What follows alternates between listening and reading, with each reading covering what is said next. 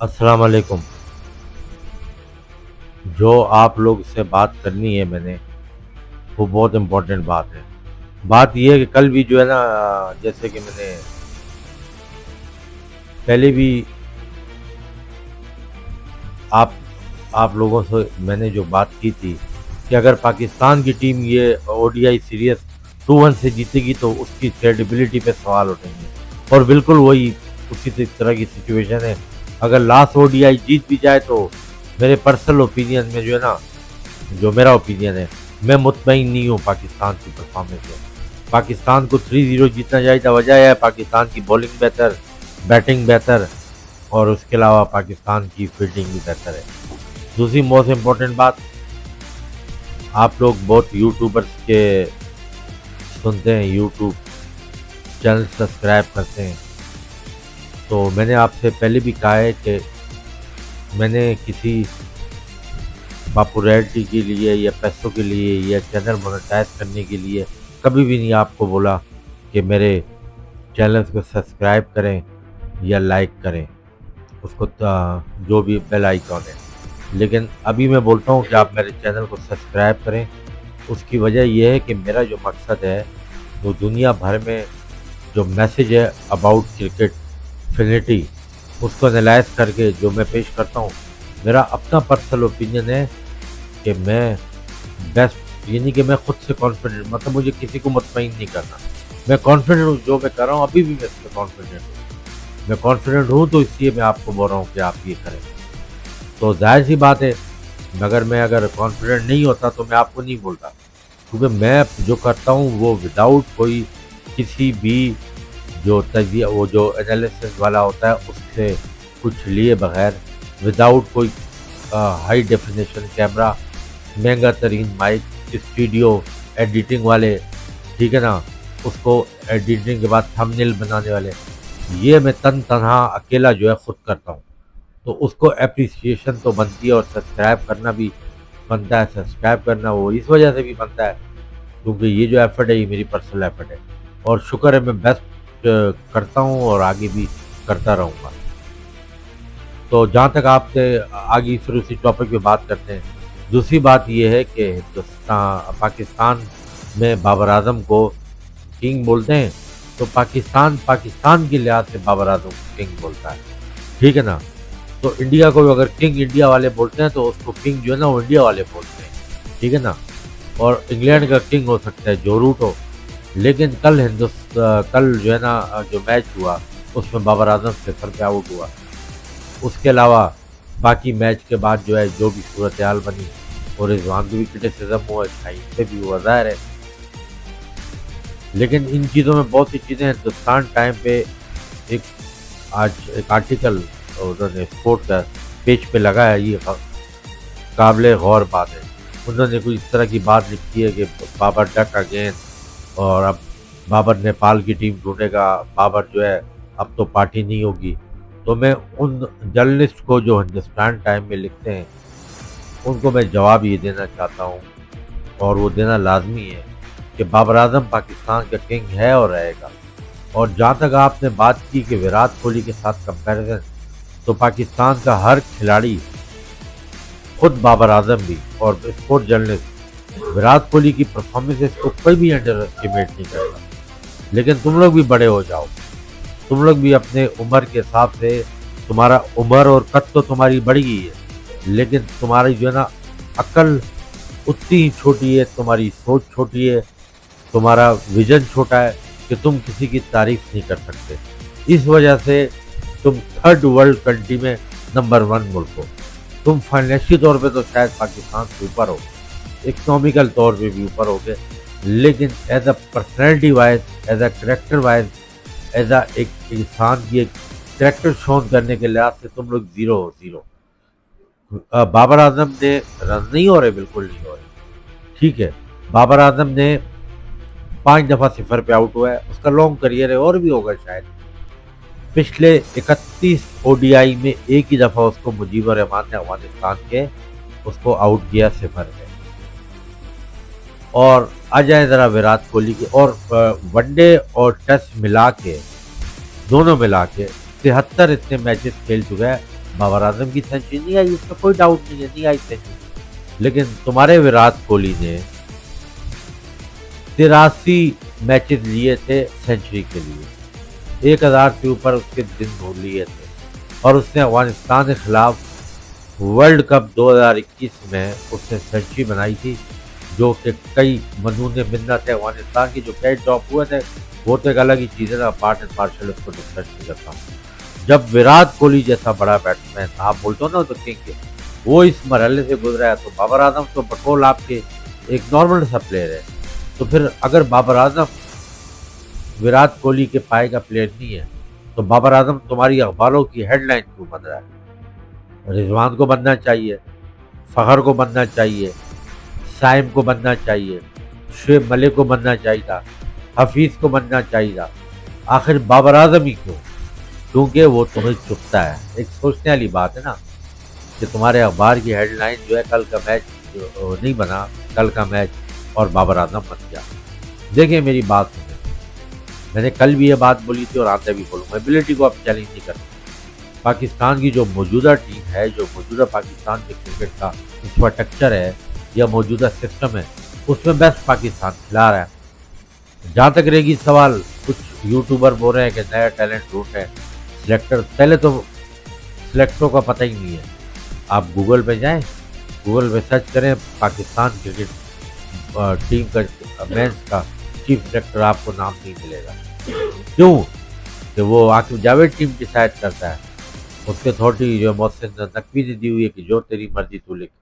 Young talent तो आजमा चुके हैं ये T20 में, जिनको मुंह की खानी पड़ेगी ये बांग्लादेश के खिलाफ, वेस्ट इंडीज के खिलाफ भी ये सीरीज 2-1 से जीते। वो तो अभी आगे जाएंगे, एशिया कप होगा, ये तो पाकिस्तान क्रिकेट की बात होगी। बेसिकली तुम हिंदुस्तान में बैठ के अगर पाकिस्तान के खिलाफ जो लिखते हो ना, तुम जो जहर उगलते हो, तो उसकी बेसिक वजह यह है कि पाकिस्तानी खुद अपने आप को इस तरह रिप्रेजेंट करते हैं, खुद पेश करते हैं, खुद क्रिकेट में पैसा नहीं लगाते, क्रिकेट को पैशन नहीं बनाते, गली कूचों में क्रिकेट को नहीं खिलाते। जो आला ओहदेदार बैठे हैं वो बड़े बड़े होटल में रहना पसंद करते हैं, इंटरनेशनल ट्रैवलिंग पसंद करते हैं, बड़ी बड़ी गाड़ियाँ खरीदते हैं, 3-4 साल में पैसा लूटते हैं और चले जाते हैं। अगर उनमें ऑनेस्टी आ जाए नहीं कि हमने मुल्क को क्रिकेट देनी है, हमने प्लेयर देने हैं, हमने ग्राउंड देने, और चेयरमैन शामिल है, और उनको जो लगाने वाले हैं वो भी करप्ट है, मजे की बात ये है। तो ऊपर से नीचे तक करप्ट है, जिसका तुम्हें मौका मिल जाता है, सब्जेक्ट तुम्हें मिल जाता है डिस्कशन करने के लिए, तुम्हारा सोशल मीडिया का नेटवर्क हो, तुम्हारा प्रिंट मीडिया हो, या तुम्हारे एक्स क्रिकेटर हो, इसमें तुम्हारा कसूर नहीं है। इसमें पाकिस्तान में चेयरमैन अपॉइंट करने वाला, जो चेयरमैन अपॉइंट करता है, चेयरमैन खुद, उसके नीचे लोग, उसके नीचे लोग, उसके नीचे लोग, उसके नीचे लोग, सिलेक्टर, कोचेस, मिंटोर। अच्छा, इसके अलावा जो है एकेडमी का जो है, जो भी जो एकेडमी चलाता है डायरेक्टर, ये वो इन्वॉल्व है।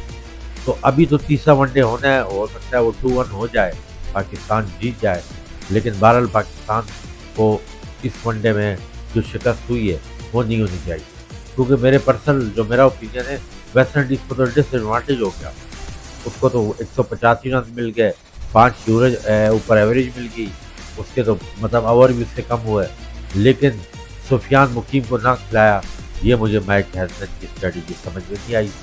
फ़हीम अशरफ, मैं पहले भी बोलता आ रहा हूँ कि उसको आप क्यों लेके गए हो? आप जेनुअन तीसरा फास्ट बॉलर डालो ना, तुम तो उसी डगर पे चले गए हो जो पहले इंडिया करता था, जब इंडिया की टीम डिफेंडिंग अप्रोच करती थी, कि उसके बाद 7 बैट्समैन डालते थे, 4 बॉलर, 5वें जो है ना वो पार्ट टाइमर डालता था। अब तुम्हारी टीम इससे हुई है, ये जेनुअन 3 फास्ट बॉलर डालो। अगर जेनुअन 3 फास्ट बॉलर नहीं डालते तो जेनुअन 3 स्पिनर डालो, ठीक है ना, और अपनी बैटिंग को 7 तक महदूद करो, ठीक है। अब उसके लिए आपको हसन हुसैन तलत को आपने बाहर करना है या हो करना है, ये आप पे डिपेंड करें आपने किसको बाहर करना है। ये अब्दुल्ला शफीक को बिठा के आपने रिजवान से ओपनिंग करवानी है, ये डिसाइड आपने करना है। कल यही चीज़ हुई। और दूसरी बात है, उसने वेस्ट इंडीज़ की स्ट्रेटजी बहुत अच्छी थी, वो डेरिंग समी को मालूम था कि इनका 5th बॉलर कमजोर है, उन्होंने काउंटर अटैक किया, 66 रन दिए हैं इसने, साइम ने और आगा ने अपने 7 ओवरों में, और उसके अलावा बकाया 28 ओवर में उनको 115 रन चाहिए थे। तो ये तो एवरेज 4 की एवरेज बनती है, ठीक है ना। तो मेरा जो पॉइंट कहने का है वो आप समझने वाली बात है कि सारा प्रेशर तो वो डाइवर्ट हो गया। शाहीन आफरीदी या काफ़ी रन बने पहले ओडीआई में अच्छी बॉलिंग की, लेकिन वो अभी तक मुकम्मल फिट नहीं है या उसको क्या प्रॉब्लम है समझ नहीं आ रही।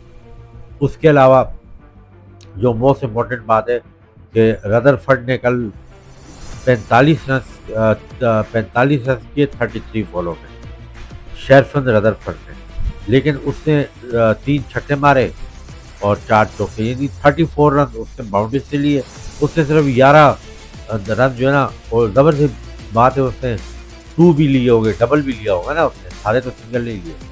तो इसी तरह की बैटिंग हसन नवाज भी करता है, लेकिन हसन नवाज कदरे बेहतर खेला है, कुछ मेच्योरिटी नज़र आई है और वो उसके खेल में नज़र नहीं आई है कि उसने स्लो कितने खेले, वो उसकी सोच में नज़र आई है कि वो अकॉर्डिंग टू सिचुएशन खेला है।